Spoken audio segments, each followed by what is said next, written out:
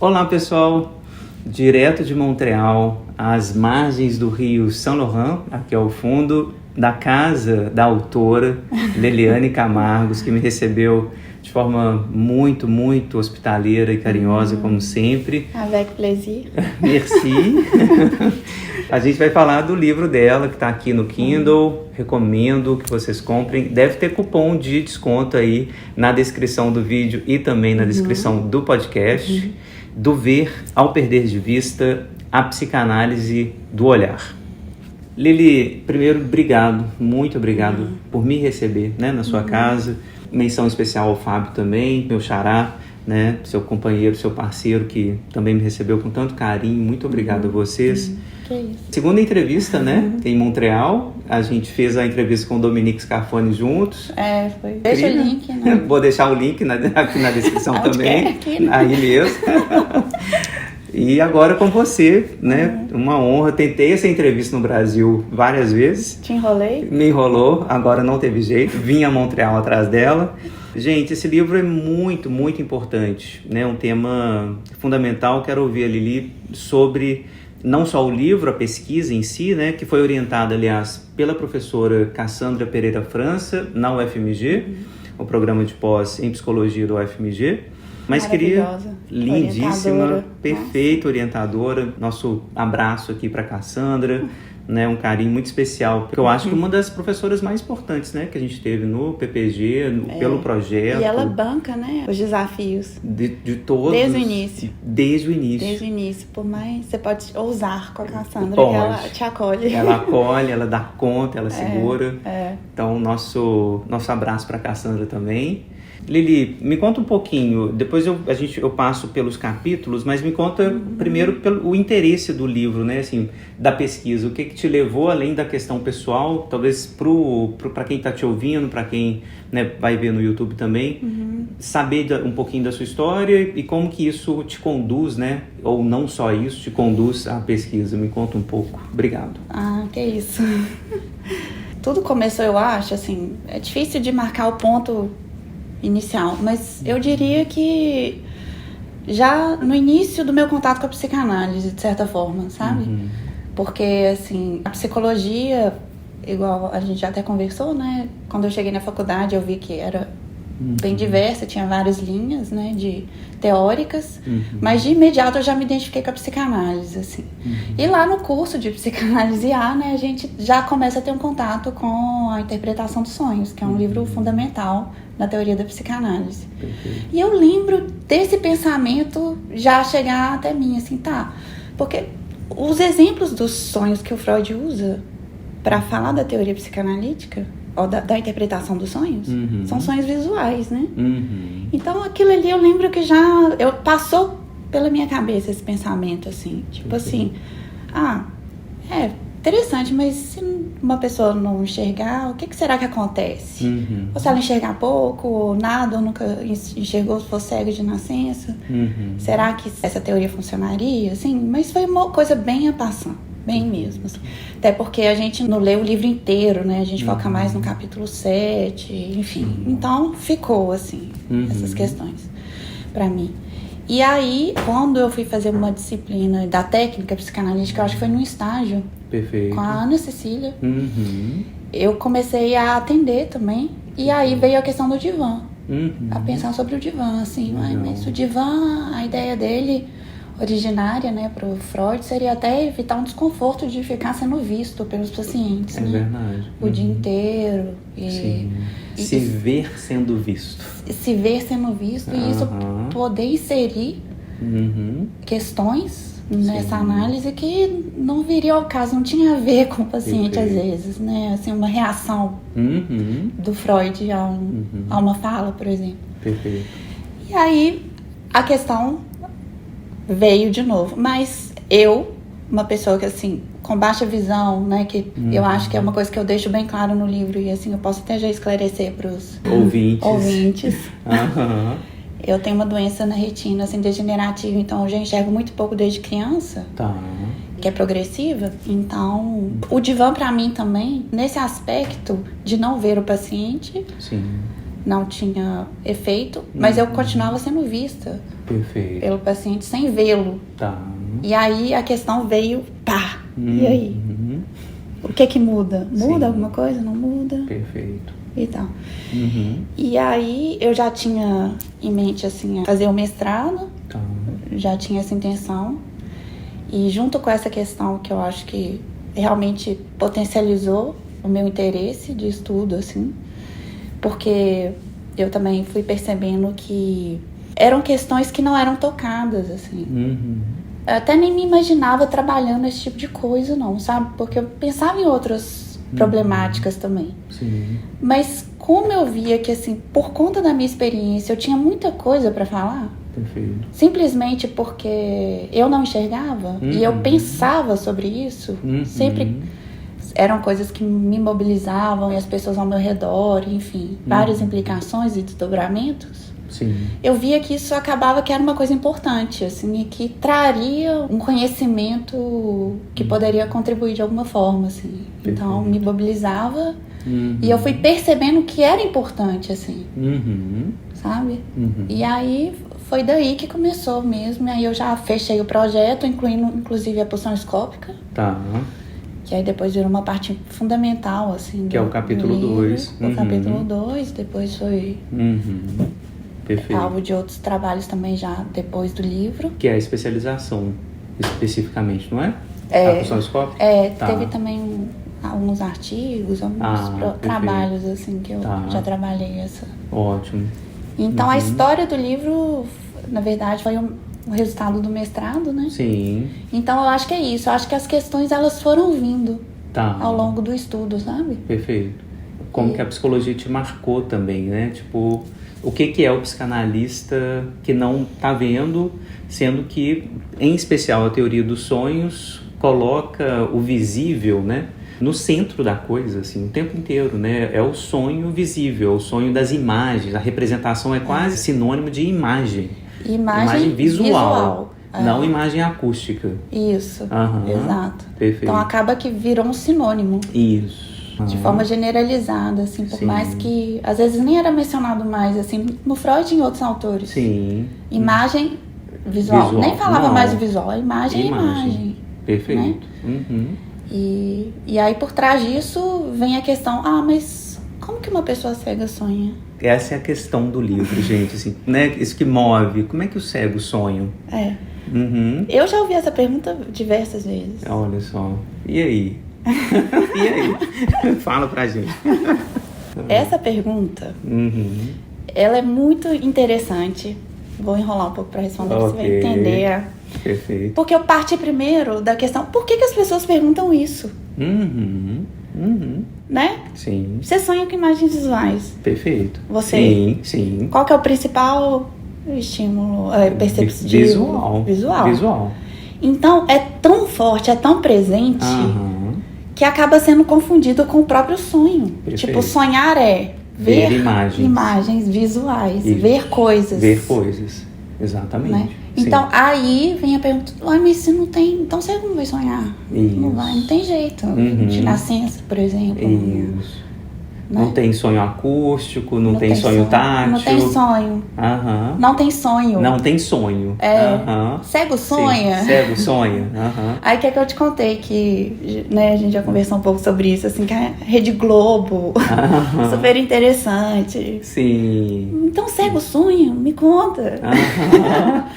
E aí eu falo assim, mas por que não sonharia? Sim. Aí, forçando essa reflexão, aí você percebe, é mesmo. Sim, é óbvio, né?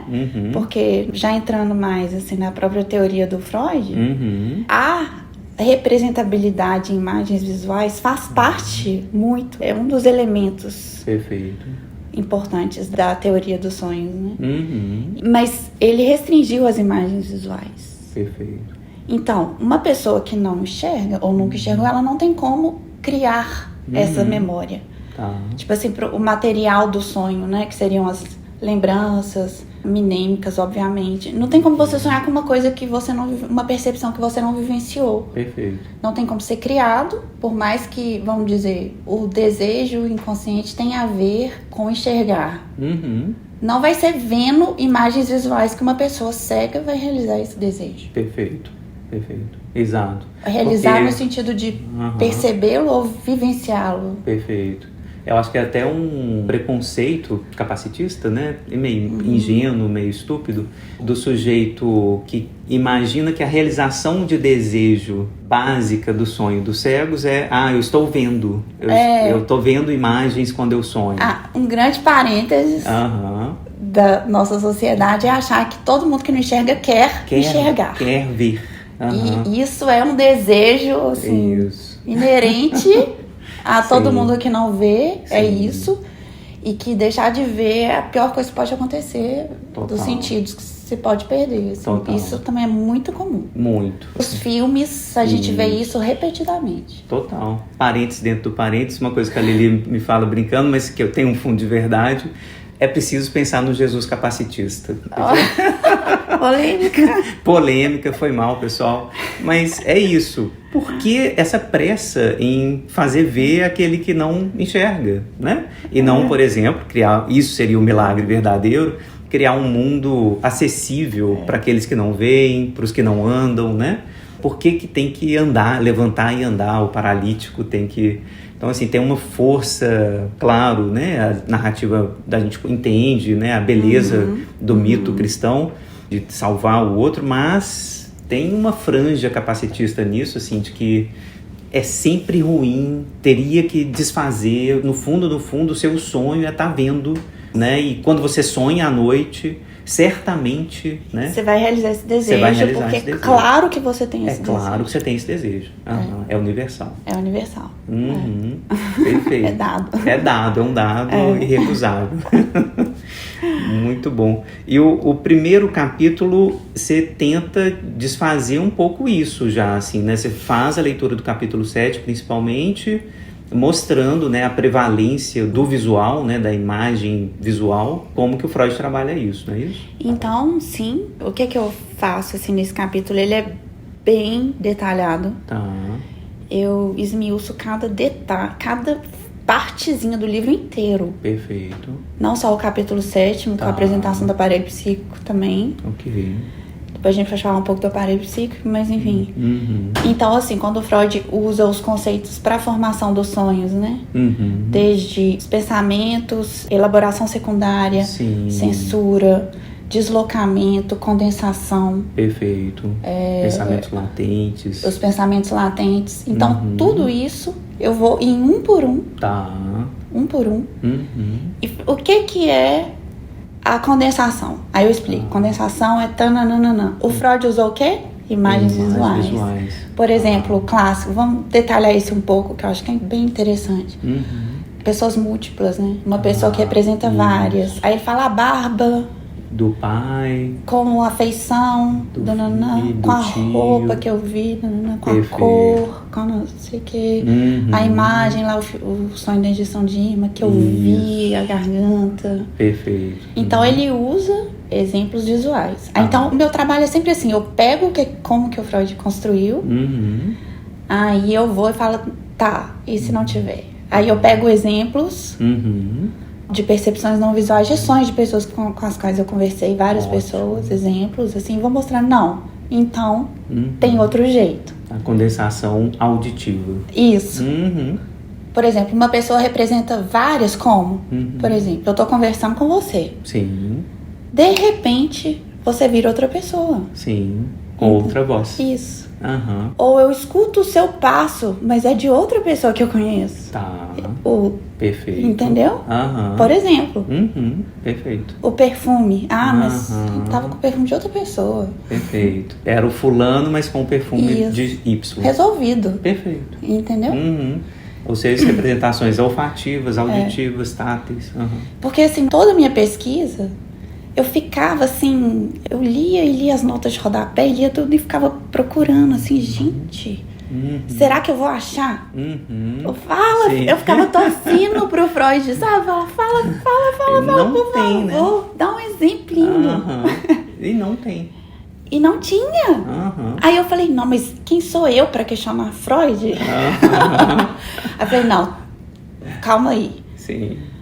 Vou ler o Freud com o que ele mesmo me ensinou de pensar, com o modo de leitura, de raciocinar, né? Sim. E aí, vamos ver aqui, vamos tirar isso e vamos ver o que tem de essência nessa teoria. Por que ela se construiu, tem um motivo. E aí foi isso que eu fiz, com cada coisa.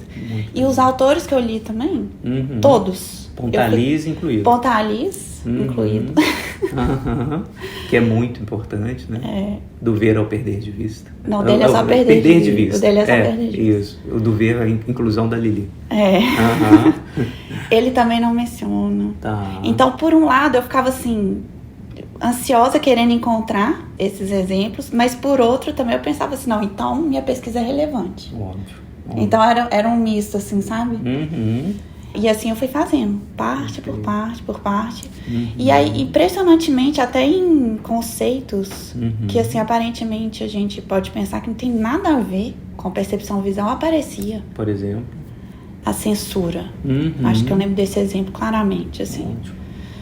Porque o papel da censura é fazer alguma coisa desaparecer, mascara, como se fosse um filtro, né? Isso. Vamos pensar num filtro, assim, tem lá... Vamos pensar do jeito mais concreto, assim, apesar de não ser tão simples, né? Sim. Tem lá os pensamentos inconscientes que querem, precisam se tornar conscientes. Perfeito. Aí encontra alguma coisa na vivência da memória recente da pessoa, dos restos diurnos, que toca, que dá um match com o que tá lá, e aí a força é do inconsciente, não é dos restos diurnos. Perfeito. Então isso vai fazer com que essa lembrança ganhe força para aparecer no sonho. Perfeito. Beleza.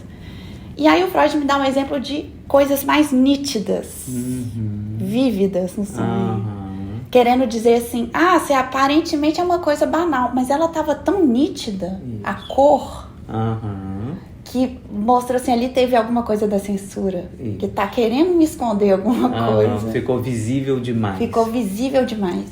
Então, esse tipo de coisa. Perfeito. Apareceu, tem... Sim, perfeito. E o inédito aí, insisto nesse caráter inédito da pesquisa da Lili, é mostrar, por exemplo, que então o mecanismo é esse mesmo, é isso, né? Vai sobressair, mas aí sobressai o tátil, o auditivo, o olfativo. Uma sensação de estranheza. A sensação.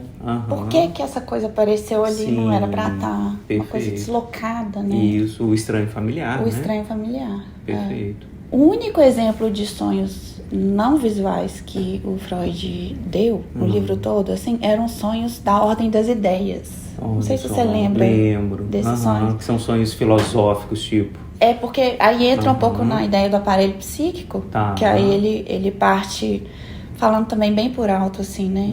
Que o modelo dele também do aparelho psíquico, curiosamente, é um telescópio ou um microscópico.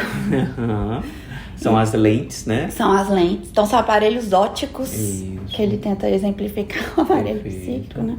Então, ele, voltando, o inconsciente quer se tornar consciente, os pensamentos, encontra alguma coisa ali que atrai. Só que aí, a realização, né, do desejo teria que seguir o aparelho psíquico, a lógica dele, a ordem dele. Bem concreta, seria seguir para a realização motora, a extremidade física e não perceptiva do aparelho, né? Então, assim, vou agir, né? Só que você está dormindo. Se você está dormindo, essa parte do seu corpo está inibida. Então, aí vai ter uma atração da parte perceptiva. Perfeito. É complicado, né? O aparelho psíquico, eu acho uma complicação esse negócio. Como ele tenta tornar tão concreto, né? Sim. Então, aí tem essa atração para a percepção. Então, assim, que é uma parte da consciência. Aí, por isso, os sonhos são alucinatórios. Mas aí pode ter aí, nesse meio tempo, uma falha. Essa atração não funciona. Raramente não vai lá para atração perceptível. Aí que é o que você... Os pensamentos. É o pensamento. Sonhos filosóficos. Sonhos filosóficos. Conceituais. Só isso. O resto não teve. Não teve. Nada olfativo, né? Não teve. Entendi. Mesmo quando um estímulo. Porque assim, os sonhos eles podem ser estimulados também enquanto você tá dormindo. Então, ele testa muito isso no primeiro capítulo, né? Ele traz autores que fizeram experimentos. Isso. Por exemplo, uma pessoa dormindo, aí você escuta algo no seu meio. Um sinal, um alarme. Aí o que isso vira no sonho? Isso. Vira uma sirene, vira o alarme de incêndio. Aí nos sonhos, por exemplo, que ele relata, tem um caso lá que um barulho virou a visão de louças quebrando. Outro virou a visão de não sei o que. Mas... O auditivo vira visual, né? Ele é traduzido no visual. Perfeito. É um imperativo, né? De fato. Primeiro capítulo, então, capítulo bastante longo, vocês vão ver no livro. Eu realmente recomendo que vocês comprem na edição Kindle. Vocês podem também comprar print on demand. Infelizmente, gente, assim como eu, a Lili tem um livro publicado na Amazon, a gente não consegue controlar o preço da impressão do livro na Amazon. Fica mais caro, né? Mas para quem tiver celular, computador, o aplicativo Kindle é gratuito e o livro é muito baratinho, né? Aqui tem 7 subcapítulos, né? 7 itens no capítulo 1, para vocês terem ideia. Então, assim, o capítulo 1 ela vai fazer uma imersão bastante intensa, né? Na interpretação dos sonhos, como ela falou, passo a passo. Então, assim, recomendo muito, muito. No capítulo 2, a gente vai para as implicações do olhar na metapsicologia da pulsão escópica, que foi também tema de outras pesquisas suas. E esse é o grande ponto, assim, no prefácio, aliás, eu escrevi o prefácio do livro aqui, esse livro é de 2012, né?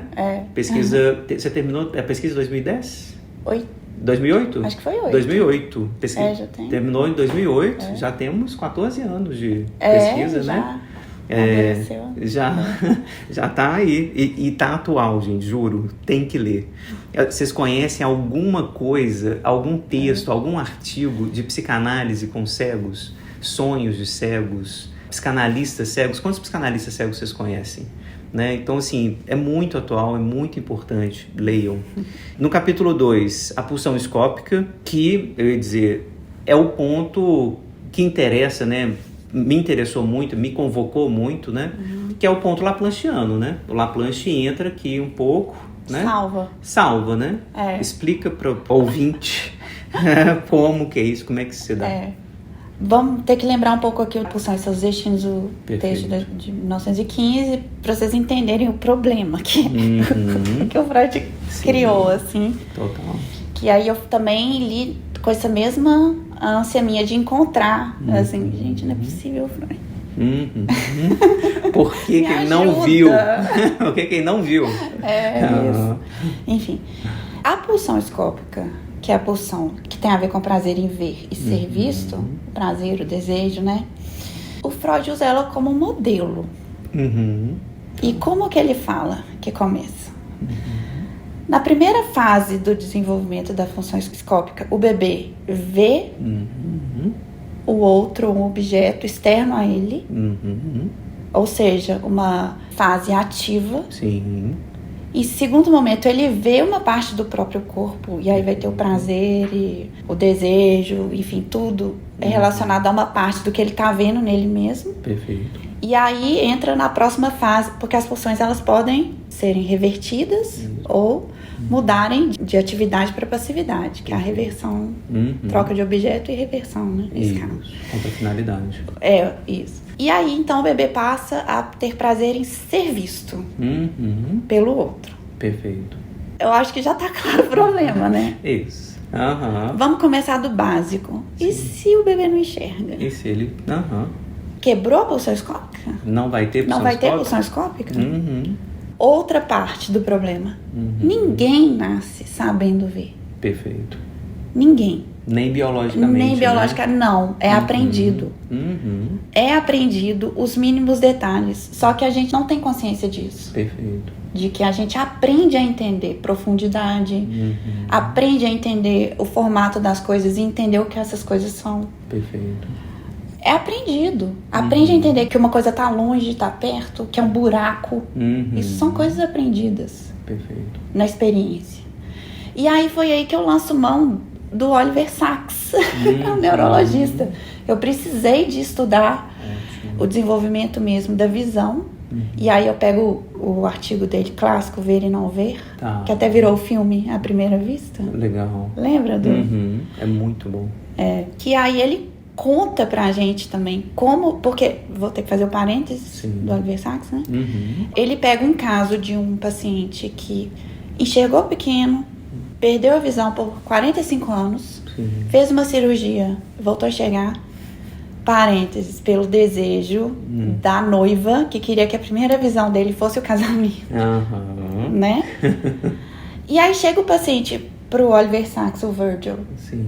enxergando, mas não entendendo nada do que estava vendo, Isso. sofrendo, com a vida desestruturada, e então foram pedir ajuda para ele. Perfeito. Esse é o ponto. Esse é o ponto. Ou seja, aí ele desenvolve mostrando pra gente, é um texto super didático, mostrando Lindo. vários casos, tanto de pessoas como o Virgil, que ele fez um estudo bibliográfico maravilhoso, assim, de casos da medicina, de pessoas que voltaram a ver e não se adequaram. Perfeito. Exatamente.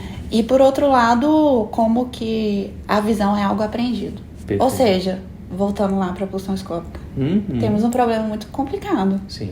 Se a gente mantiver essa lógica, né? E por outro lado, então, se a pessoa cega não tem pulsão escópica, ela também tá no mundo não participando desse mundo escópico. Tem um problema aí. Enfim, aí eu comecei a pensar, não, então vamos inverter. E aí procurei vários autores, fiquei também tentando buscar. Gente, mas como que a gente faz pra resolver isso? Aí foi o Laplanche. Chegamos no Laplanche que, assim, quando eu li a bibliografia, assim, eu falei, gente, é isso. Pronto, resolveu geral. Assim, por quê? O Laplanche considera essa imaturidade biológica. Perfeito. De todo mundo, não só com relação à visão, com relação a tudo. É geral. É geral. Então, assim, não faz sentido você querer considerar que o bebê vê, que ele entende o que ele tá vendo. Então, aí a gente resolve esse problema. Sim. Porque se o bebê ele é passivo desde o início e ele tem uma imaturidade biológica também desde o início, e aí o inconsciente que existe ali formado, o psiquismo, é do adulto. Perfeito. Que vai dar sentido para a visão. É o adulto que vai dar sentido, Ele que mesmo que o bebê não enxergue. É ele que vai dar sentido pro bebezinho do que é um olho, mesmo que esse olho não funcione. Perfeito. É um mundo escópico. Então, assim, se a pessoa nasce no mundo escópico, ela já nasceu passivamente nessa, né? No mundo visual. No mundo visual. Então, é mais ou menos isso. Total. Um resumo. E isso implicaria, por exemplo, pesquisas tão interessantes, né? Assim, não conheço, eu não sei se você conhece, as diferenças, né? Pensando do ponto de vista laplanchiano, entre bebês que têm pais cegos, bebês cegos com pais cegos, e bebês que não veem, que não podem ver ou veem pouco, com pais que veem, né? O tipo de interação, o tipo de mensagem, né? Para usar a expressão Carol Laplanche, né? Mensagens conscientes ou comprometidas com o inconsciente que vão chegar para a criança. Mas, assim, de maneira geral, a hipótese óbvia aqui é: os pais vão apresentar o visível, são eles que dão a ver, né? Isso. Eles sinalizam isso, né? Tá bonita, tá linda, nossa, você fica linda de verde, você fica... É isso, né? Assim, rosinha pra menina, nossa, ficou linda. Tá falando de cor que é por exemplo, né, um operador lógico que a criança que não vê não faz parte, a não ser desse jeito, né? Sim. Na mensagem com o outro lá. Você já viu esse tipo de pesquisa? Já ouviu falar desse, né, tipo, pais cegos, né, estilo aquele cara que escreveu Longe da Árvore?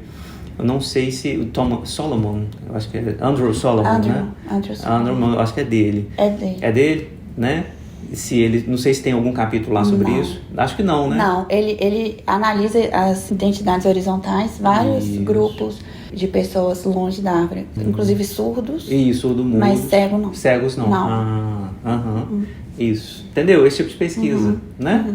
Isso seria interessante, sim, mas eu acho que o Laplanche resolve muito isso para dizer, olha, originariamente a pulsão escópica, como toda pulsão, é apresentada pelo adulto, né? Ela é colocada, implantada, para dizer como Laplanche, né? Pelo adulto. Isso vai valer para o escópico também, né? Exatamente. E aí também resolve, nesse capítulo também, eu esmiuço a questão do objeto-fonte. Ótimo. Porque o objeto-fonte é o olho. Porque pro Freud é assim, né? O objeto-fonte de uma função meio que é o órgão vinculadinho ali. Tá, mas será que é o olho? Isso. Isso. E aí, não. Não é. É o desejo. Não é o olho. E aí, Aham. o Laplanche falando do objeto-fonte como os restos das traduções, né? Das mensagens enigmáticas, resolve esse problema também. Exato. Que é um problema. Você sai do biológico. O biológico é o apoio. É o apoio. Isso. O apoio precisa do apoio. Precisa, mas não é ele. Perfeito. Né? Eu acho que o Freud misturou muito, assim, né? Isso, totalmente. O biológico com... Essa é a crítica do Laplanche, É. né? Como se o biológico fosse a fonte inicial, né? Do próprio isso, do próprio pulsional, né? E o Laplanche tem uma frase linda, né? Assim, a verdade do apoio é a sedução, né? É por isso, assim, na verdade, o sexual se apoia, né, no biológico, quase que colonizando o biológico, né?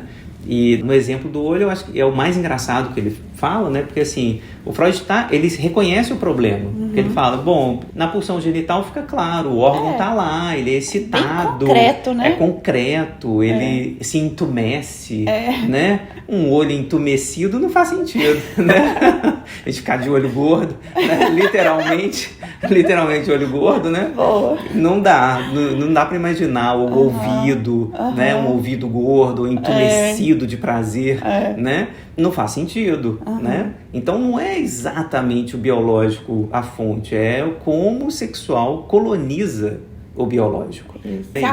Se apoia nele, né?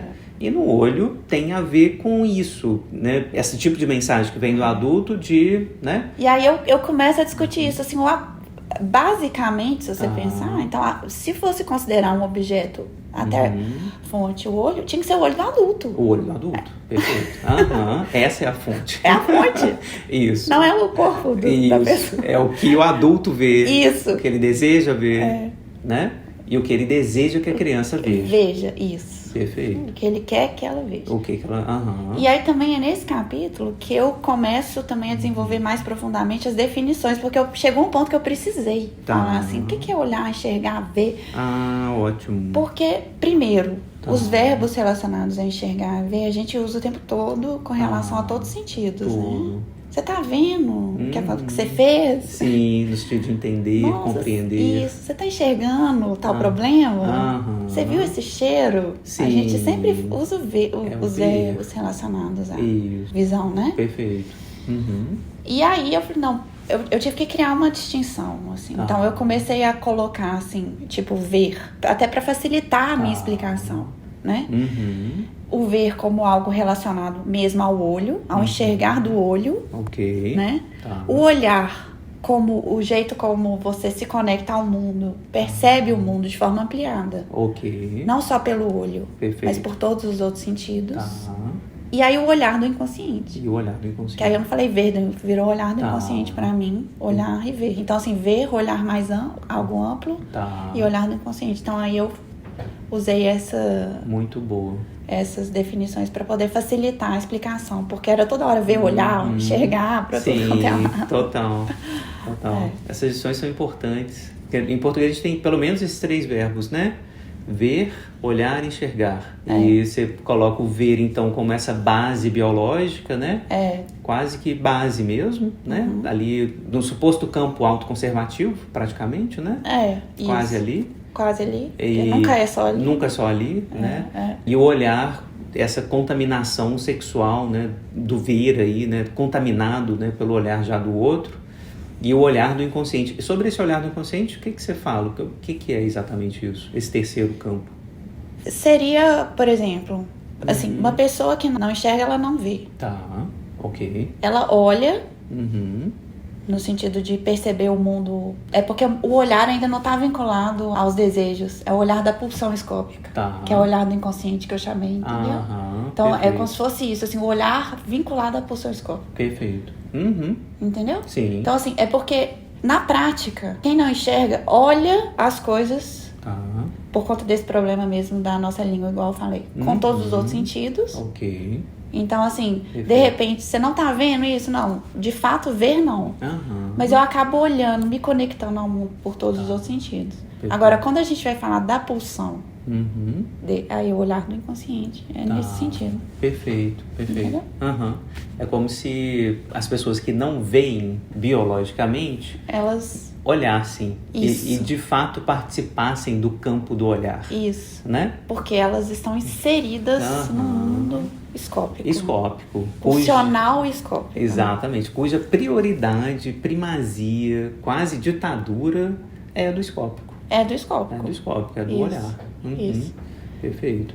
Inclusive sobre isso também eu destaco assim alguns momentos, porque em nenhum momento eu não considero errado isso. Porque às vezes dá a impressão, né? Não, então é demais, não tinha que ser. Mas assim, também isso é natural, é evolutivo. Tá. Porque dos sentidos, do jeito que o ser humano evoluiu, Tá.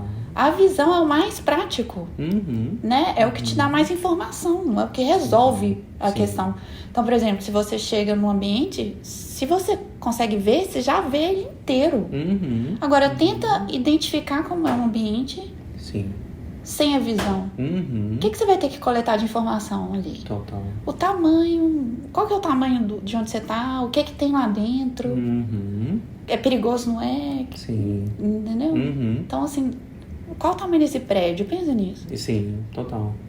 Você não consegue saber, a não ser que o formato. Então, ver é algo evolutivamente faz sentido Claro, ser assim. ter essa prioridade toda, Faz né? sentido.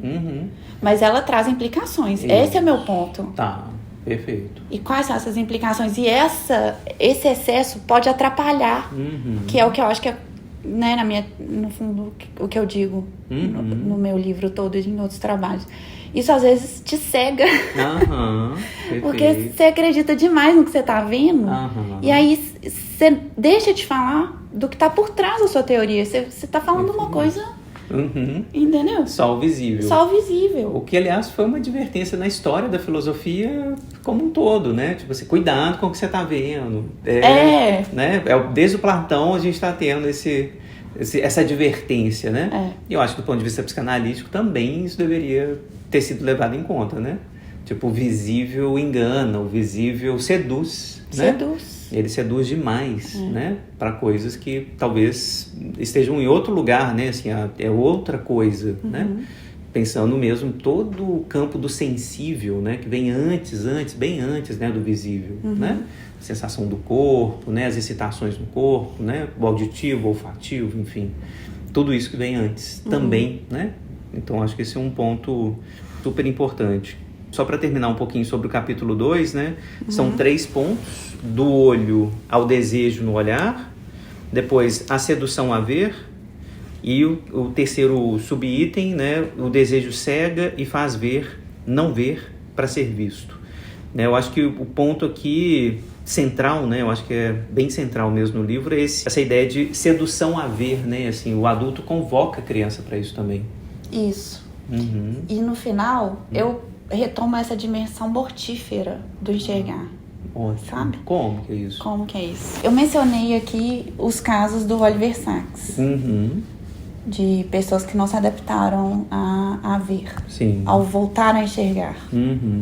Porque o senso comum, os filmes, tudo, igual a gente conversou, dizem: você não enxerga, você tem que ver. É isso que você quer. É o seu maior desejo.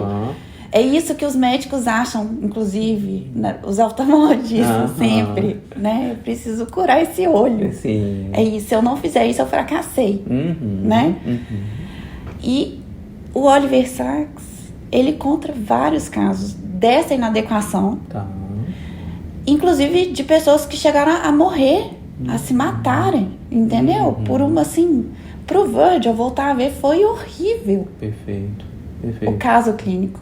Só que o próprio Oliver Sacks, ele falou assim, vários casos deu errado, mas ele não inclui o paciente dele, sabe? Sim. Como sendo desses casos. Sim. Dessa dimensão, que pode ser inclusive mortífero. Mortífero, total. Entendeu?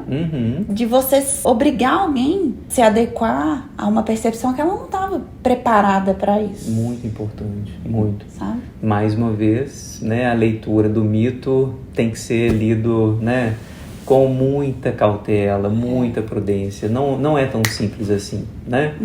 Porque do ponto de vista biológico, né, essa função não se sustenta sozinha. Ah, não, consertou a retina, né, consertou o cérebro ali nesse lugar. Resolveu, vai ver. É isso. Né, como se a gente não fizesse aprendizagem da visão, né, de profundidade, né, de cor, enfim, por anos, né, de desenvolvimento social, neurobiológico. A gente estava conversando sobre a Lua.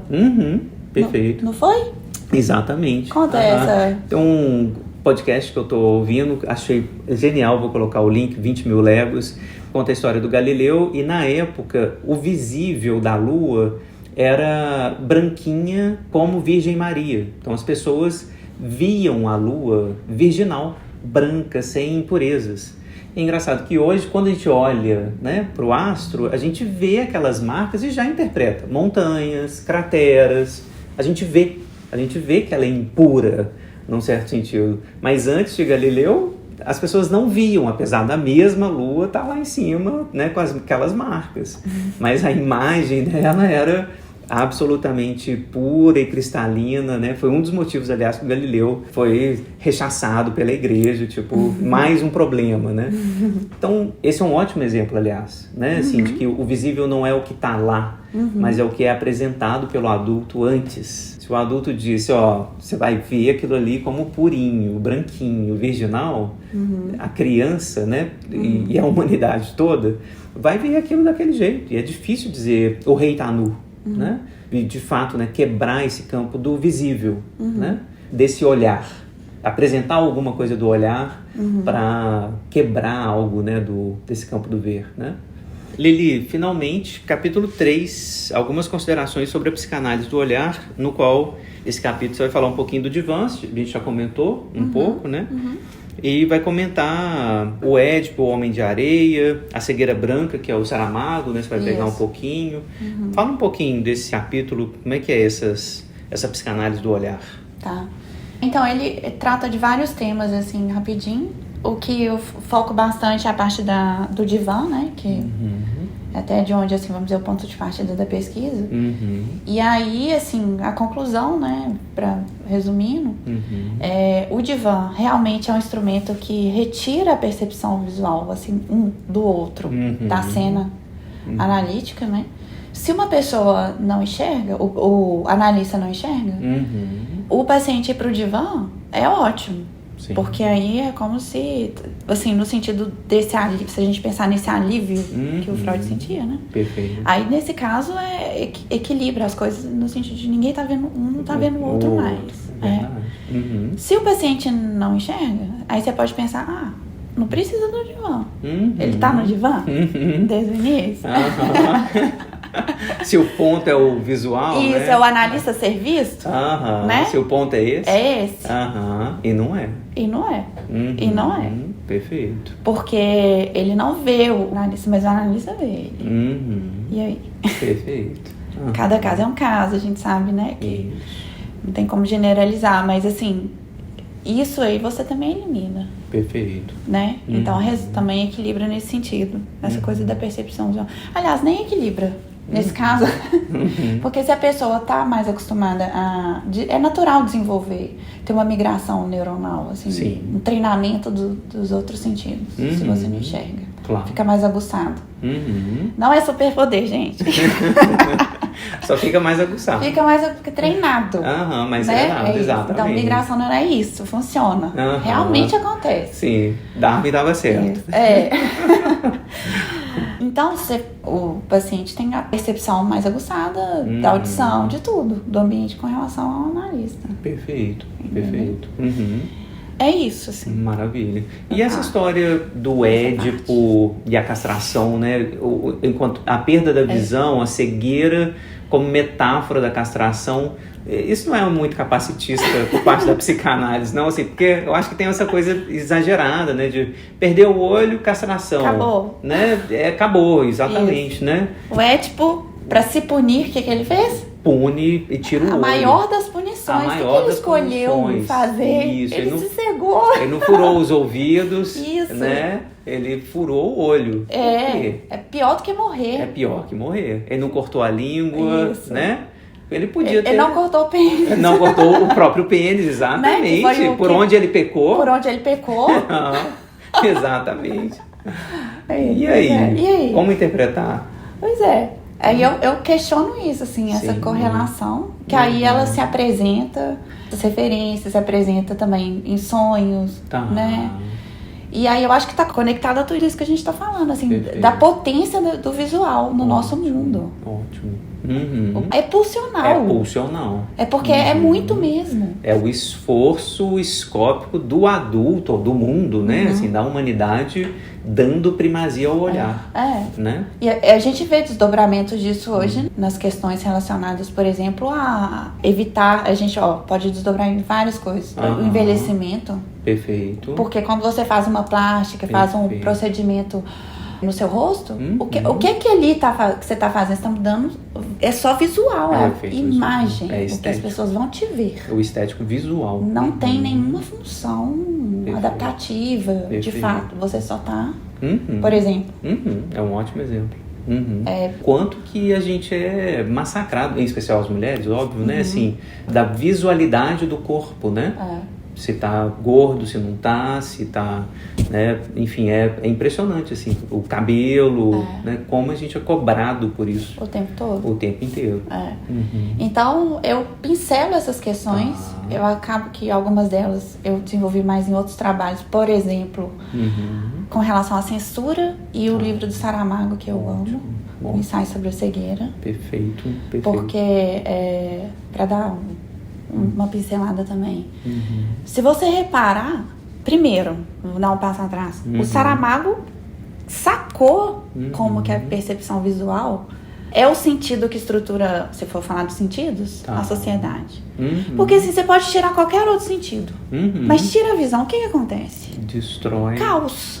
Caos imediato. Não dura nem um dia, Fábio. Você pensa? Total. Você não tem um dia de possibilidade. Por quê? Sim. Para tudo. O mundo para. E é isso que o Saramago faz, né? Perfeito. É muito importante. Aliás, parênteses, se vocês estiverem em Montreal algum dia, vão ao restaurante Au Noir. A Lili me levou para ter uma experiência empática, né? É um restaurante no qual vocês comem em breu absoluto, né? Absoluto. E vocês podem escolher não saber do cardápio de antemão e ter um cardápio surpresa. E vocês vão ter uma experiência empática real do que é isso que o Saramago está colocando, né? Faça experiência em casa, vale a pena uma venda de verdade. Sem roubar. Sem roubar. Tudo escuro, máximo de escuridão, coloca a venda. Antes de sentar na mesa. Pede para alguém servir surpresa e tentem comer, que é a coisa mais básica que a gente faz. Sentadinho. Alguém te leva inclusive pode te levar na cadeira. Isso. Façam essa experiência empática e me digam o que vocês acham, o que acontece de fato. Né? Foi ótimo, né? Uma experiência, assim, importantíssima. E o Saramago dá conta disso, assim. O que aconteceria? Todo mundo, ele tá voltado, organizado a partir do visível, né? E aí, o que me chamou a atenção no livro dele desde o início? A cegueira não é branca. A cegueira é branca. Não é negra, não é falta de luz. Perfeito. Aí eu pensei, por que é branco? Quando que alguém fica cego de forma branca? Não é quando falta luz, é quando tem demais. Perfeito. Entendeu? A minha interpretação? Perfeito. É muita luz. É o excesso. É o excesso. Ou seja, é quando... Aí, né, que eu brinco assim com essa coisa da censura. É quando você vê demais. Perfeito. É quando a censura não funciona. É quando passa da conta. E você não dá conta de simbolizar. Ótimo. Excelente. No certo sentido, é o contrário, né, da imagem que a gente tem, né? Que é aquela tela preta, a faixa preta por cima do escrito, né? Às vezes é algo que está visível demais, né? Que cega. Que você não consegue elaborar. Sim. Que às vezes, no caso, né, que o Freud faz lá na interpretação dos sonhos, a censura como um filtro, algo que tira. Isso, que retira. E se você não tirar nada, se não tiver esse filtro... Acaba tudo também. Você não consegue. Perfeito. Excelente. Maravilhoso. acho que terminamos essa conversa, convite para este livro, tá no Kindle, leiam, Do Ver ao Perder de Vista, Psicanálise do Olhar, editado pela Kindle, lá na Kindle. E vocês vão achar esse livro tanto em e-book, mais fácil, né? Ou print on demand pela Amazon também. Livro de 2012, pesquisa orientada pela professora Cassandra Pereira França, no PPG da UFMG. Vamos lembrar que a gente está num canal aqui, que é um projeto de extensão dessa mesma universidade, Universidade Federal de Minas Gerais, universidade pública, gratuita e de qualidade. E esse projeto de extensão tem como objetivo publicar, né, dar visibilidade, né, dar auditibilidade, né, dar auditibilidade a pesquisas como essa da Liliane Camargos, que é assim, além de inédita, né, eu nunca tinha visto falar. A Lili foi minha aluna lá pelos idos de 2000, né? Foi sua primeira turma, né? Minha primeira turma como professor efetivo, né? Professor substituto ainda na UFMG. Você nem tinha formado, né? Nem tinha formado. Ele estava dando aula no UFMG. E a Lili me deu essa experiência maravilhosa, por exemplo, de ter que me haver com o que eu escrevia no quadro. Eu não podia dar a mesma aula, né? Era outra experiência, né? Então, assim, além da pesquisa absolutamente inédita, né? Eu lembro de ter pesquisado, né? A gente ter conversado muito durante a pesquisa. A parte do Laplanche você me ajudou bastante. Né? A gente conversou muito sobre Laplanche. Assim, não tem, gente. Não tem. Hoje talvez tenha mudado um pouquinho, né? Eu acho que tem mais recurso, mas assim, não tem. Então, leiam, acho que vale a pena, né? A gente abrir o campo. Isso abre, evidentemente, o campo para toda a psicanálise e as incidências do capacitismo, né? Surdez, amudez, enfim, tudo, né? Tudo que envolve, né, essas possíveis deficiências, né, e as implicações disso para a clínica e para a metapsicologia, né? Então, queria te agradecer mais uma vez. Eu só estou fazendo inveja aqui para quem pode olhar o vídeo e efetivamente ver as margens do Saint Laurent, tá? Para quem, né, tá vendo, essa é a imagem que eu fiquei aqui essa semana em Montreal. Então, mais uma vez, muito obrigado pela recepção, pelo carinho, pela entrevista, por tudo. Eu te agradeço, Fábio. Merci. Assim, amigo do coração e... Merci beaucoup. Bom, sempre amei nossas conversas. Acho que sempre cresci muito com elas. E espero que a gente continue conversando assim. Assim será. Agora virtualmente, porque ela mora só a 10 mil quilômetros de distância agora. Mas a gente vai sempre voltar para Montreal. Isso. Né? Esse é o objetivo. E vamos conversar online também. Deixem suas perguntas, questões para a Lili. Ela é muito disponível pelo e-mail. Vou passando para ela. A gente vai conversando caso queiram. Tanto no podcast quanto no YouTube. Deixem as questões, curtam, compartilhem, né? Divulguem esse vídeo. É uma pesquisa muito importante. Então, peço a contribuição de vocês. Muito obrigado e até a próxima. Obrigado, Lili. Valeu.